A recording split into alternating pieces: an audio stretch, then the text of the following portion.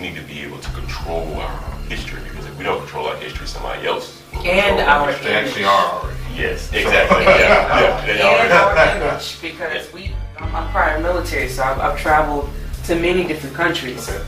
And how we look to people in different countries is embarrassing. Because when they see us, the first thing they think is fighting. They think gangsters, they think strippers, they think prostitutes. They think the most negative aspects of who we are based upon how we allow ourselves to be portrayed.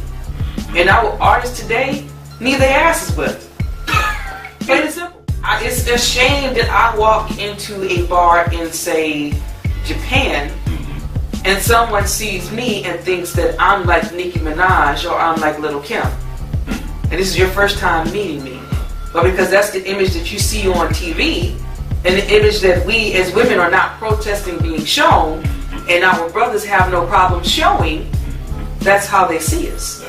So we assist the media, we assist the machine with creating or manufacturing consent to how we're being treated and how we're being viewed. So we can't blame no one but ourselves when we refuse to take a stand on how we look, especially on social media. Now we can blame slavery all we want to, but that when do we take responsibility for the fact that we contribute to it? Yeah. And for a while I was against posting fight videos, but then I was like, no, we need to see this because we need to see how stupid we look. What does that say? You're so excited about this pistol that killed a child, an innocent child, that wasn't doing nothing to anybody. But this coward took his life with a gun, and you willing to pay that much? It kind of sounds like when people put those animals on the wall. Literally. Like a trophy. Literally. You know, let me memorialize the killing of another person who I consider to be subhuman. Yep, I'm sorry. I stand corrected. 65 million. I apologize. Okay.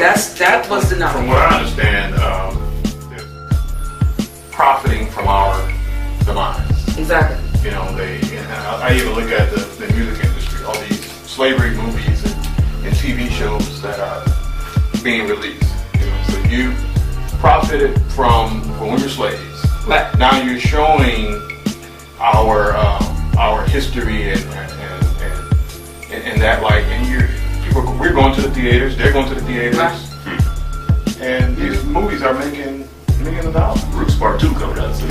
Yeah. But then it takes us to not support that, because as long as we support it, they're going to continue doing it. So if we make a stand and say we're not doing this, right? You know, why don't you really show what happened and what we were doing previously? Well, we don't have neighbors, but my neighbor's daughter came to my house, and she's 10 years old. Just a couple months ago, and she said, "Well, we got on the subject about being free." She said, "Well, we're not slaves anymore." And I said, "Well, you know," I said, "Well, you know, I really." She was 10 years old. She's very intelligent, and I said, "Well, you know, we do have a history before slavery." She knew more about the Holocaust than she knew about her own history of people who look like her, and I had an issue with that. And I blamed the school system and her teacher, which she loved her teachers. And that's where it comes into play, where if our teachers don't look like us, then they're not going to teach us what we really need to know. Exactly. You know, but you knew how bad the Holocaust was, but you don't know really too much about slavery. You're 10 years old. Not only teaching the history, but just teaching them where they're at now. Exactly. Because we don't want that little 10-year-old to end up like another Trayvon Martin. Exactly. You know, we understand that you are in the middle of a battlefield, yeah, and that you have to navigate as such. And there are people out here that are intentionally trying to wipe you out. You know, I mean, this may sound a little conspiracy in nature, but you know, there's a lot of trafficking of organs. Yes. You know, we talked about that on the show not too long ago. Yeah, I'm a firm believer of that. Yeah, I think it's really going. And what protected class is a class of people who are discriminated against based on what they call immutable characteristics. And what they mean by immutable is characteristics in which you were born with. That you cannot deny. That you because cannot they're obvious. They're exactly. Deny, change, or do away with.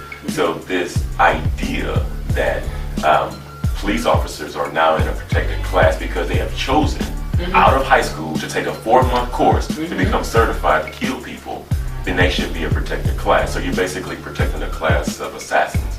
That I'm just gonna put it out there, because if they were actually doing the ideals, I never say what they're supposed to do, because they're doing what they're supposed to do. They're doing what they were originally created to do. We have to understand that their origin started with the patty rolls. The patty rolls are, yeah, that's what they're called. Yes.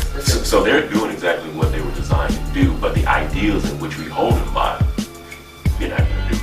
That the legislative branch has the time, because they can't do anything else. But they have the time, the patience, the know-how to be able to pass a bill that protect this class in reaction to black folks getting killed, and lynching. And I'm going to use the word lynching, because lynching by definition is extrajudicial killing, which means it's a killing without any judicial recourse. Exactly. Like, you can do it legally. So if the lynching ain't just hanging you, it's killing you without anybody being held to punishment judicially. So officers are lynching the black people, but who are they protecting? The lynchers. Folks better wake up, read a book.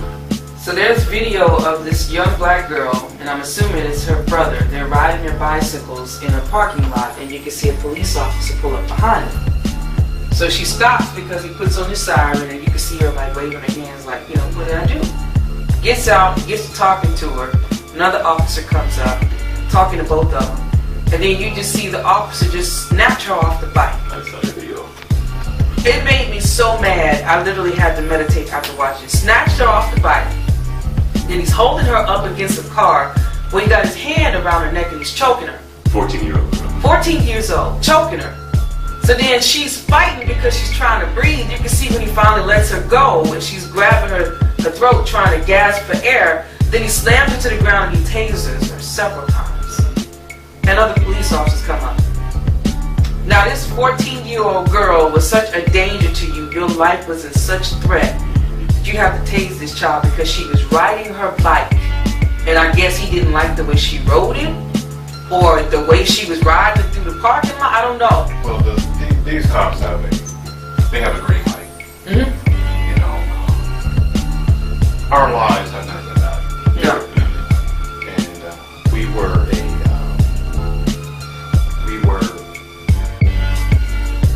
their cargo.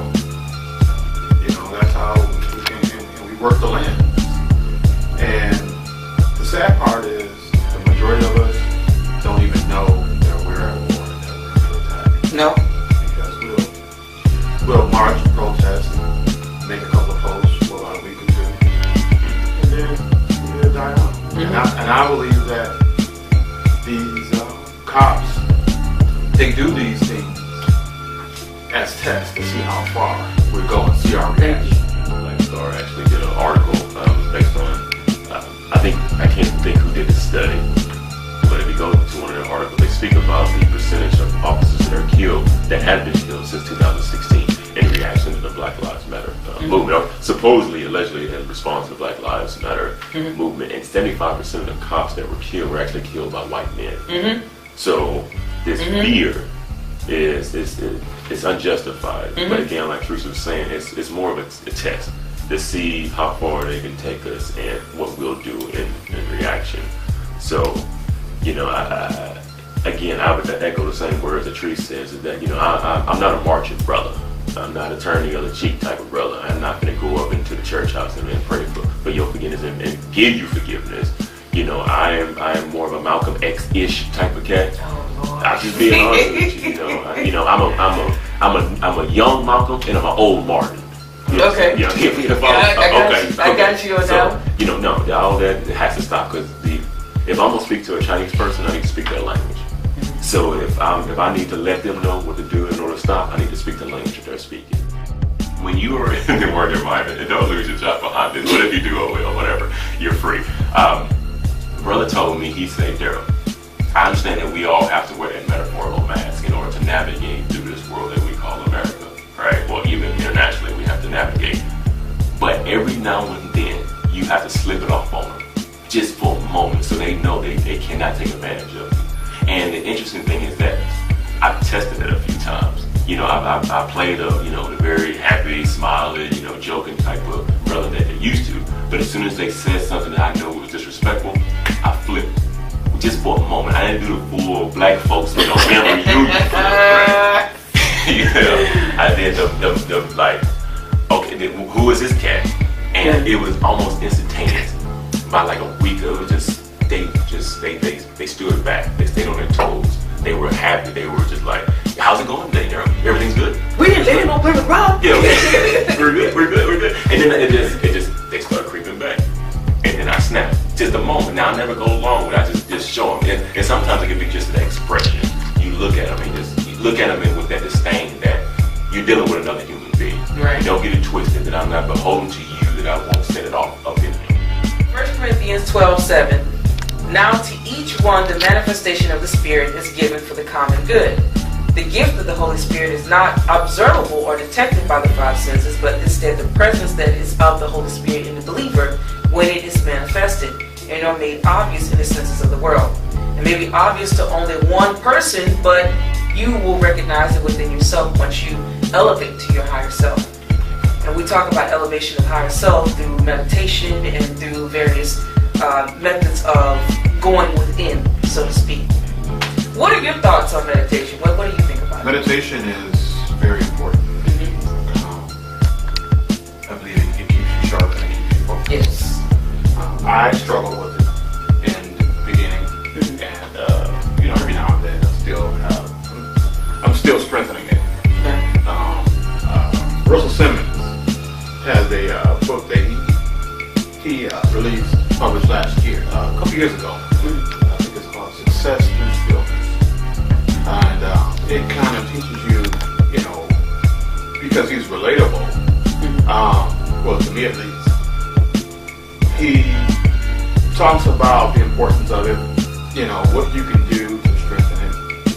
And my issue was, I always fall asleep. Well, someone actually told me that. I was like, no, that's not the type of meditation I want. Too much stuff is going on in my head right now. I want to. And that's why that's the best time. I know. I need to. I need to. And, you know, I guess one of the things is that I need to see what works. I understand there's different settings to meditate, whether you sit with your legs Indian style or cross style, or if you're sitting up, or if you're, you know, doing the Nam Myoho Rekios and lighting the incense and stuff like that. I don't know. So I have to learn what works best for me, and more importantly, how to control my mind, because I have a lot of stuff going on. You just don't get this ignorant without, you know, having a whole bunch of stuff going on. I believe I believe But I do know there is power in that, because I do believe there is power in your thought. As a matter of fact, your thoughts is more powerful than your physical ability. Yes. You know, I can bear witness to things that I have projected that has come to pass. Yes. You know, this is not an opportunity to boast myself up, but this is an opportunity of things that all my dreams have come true. You know, I became a lawyer, I became an entrepreneur, I became a judge on the radio, I have done animation, I've done a lot of public speaking, I've taught, I've got a motorcycle, I got the cars I wanted, I got all, you know, everything that I desired that's manifested. So I know there is power in it. It's just now I need to tune it, craft it, because there are bigger things that I'm aspiring for. For example, I might need to profess this now. Like, I would like to be like the Ray Hagans, or the Joys, or the Anthonys, or those type of. I mean, I would love to be like a John Henry Clark or Ivan Van Serma, one of those type of cats, because, you know, even though those brothers may have been as rich, you know, financially, but they've been rich in other ways, and they had a level of knowledge that is almost insurmountable. I mean, it's just like, that's what I strive for, and I know that's going to take years to get, a lot of reading to get, but that's what I want to be, because everything thus far, I believe, is building me up to be a better conduit for that type of message, because that's what I like to do, because that's what I wake up and think about. You know, how can I help our people?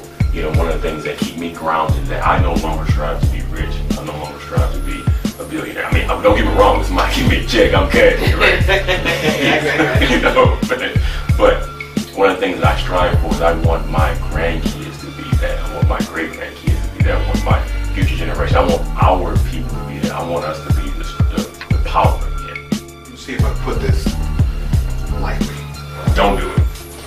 somebody? I don't like to be classified as the Black Zuckerberg. Oh, that's good. You know, because I think that we have to create our own identity.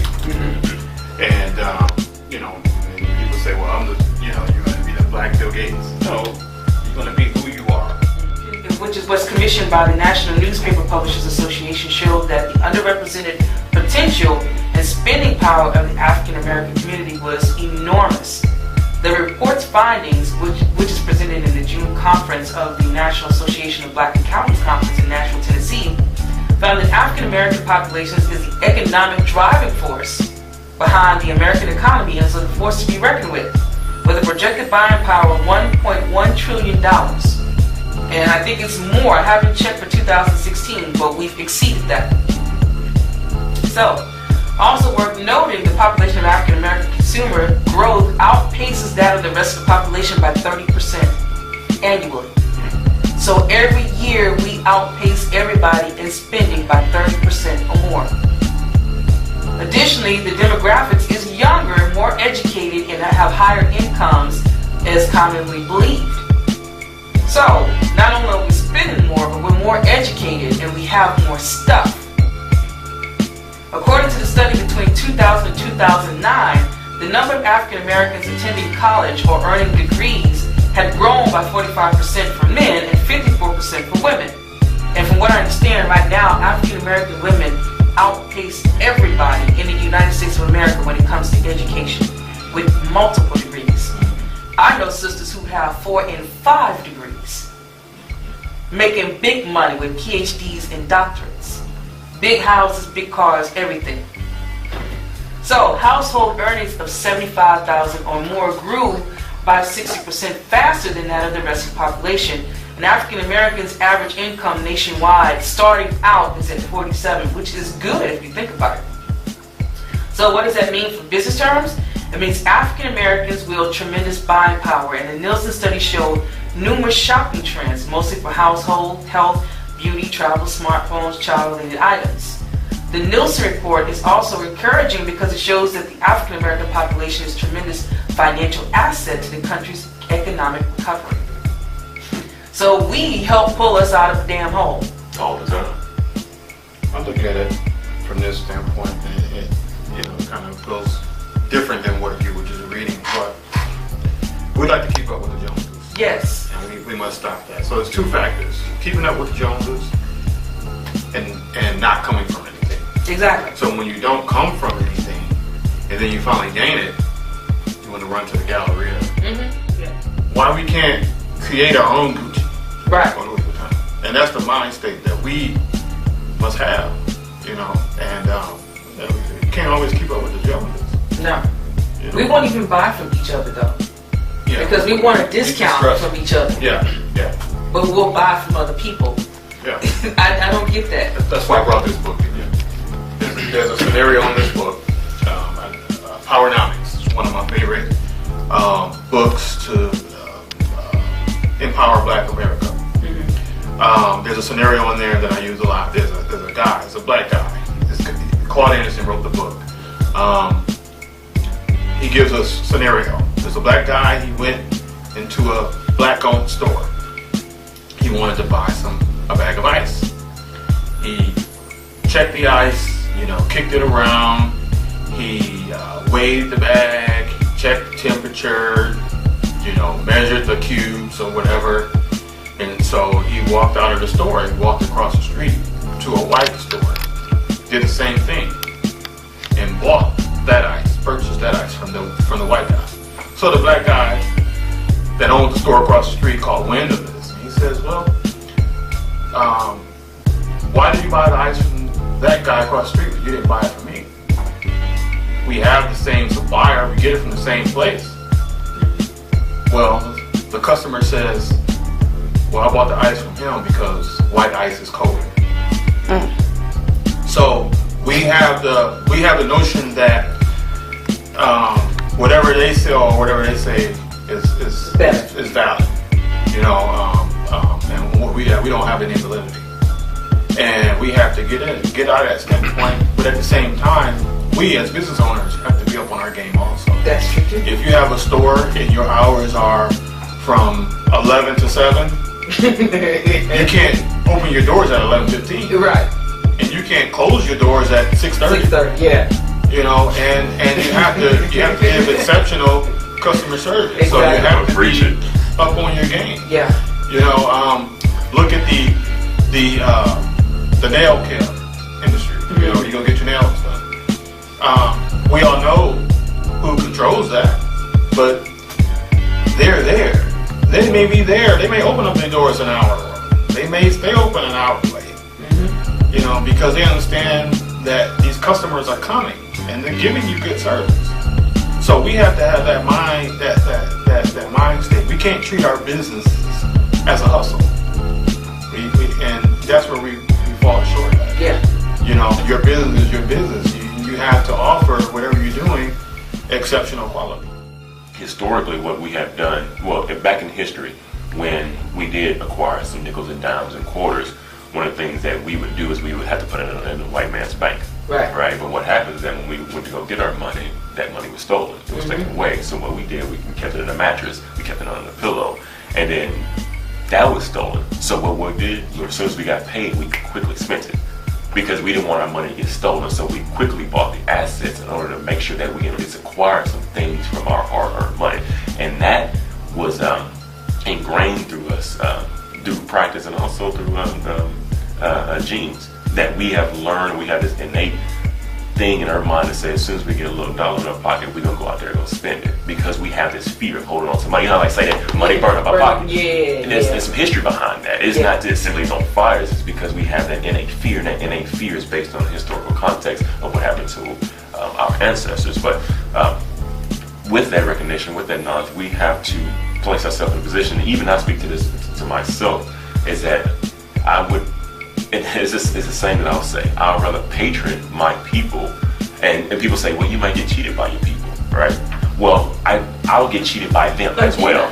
You know, already been cheated. Yeah, I've been cheated by them as well. It's like if I'm gonna probably like this. If my brother is gonna take advantage of me and make more money off of me, then that serves my people. Yes, it disadvantages me. Yes, it challenges their moral capacity, but in the essence, it's still being transferred throughout my people. Whereas if another person of a different hue cheats me and make more money off of me, it doesn't advantage my people. Right. So I now have to position myself to be comfortable with spending more money with my people, whereas maybe spending less with them, because in the long run, it'll affect my people greatly. Because when my child needs a job, the other person not gonna hire my child. But the person who I'm doing business with who looks like me will hire my child. So it's more of an investment. It's more of getting over the fact that black ice and white ice have the same temperature. Is the fact that recognizing that black people have to work twice as hard to be considered less than equal, which means that they're actually better.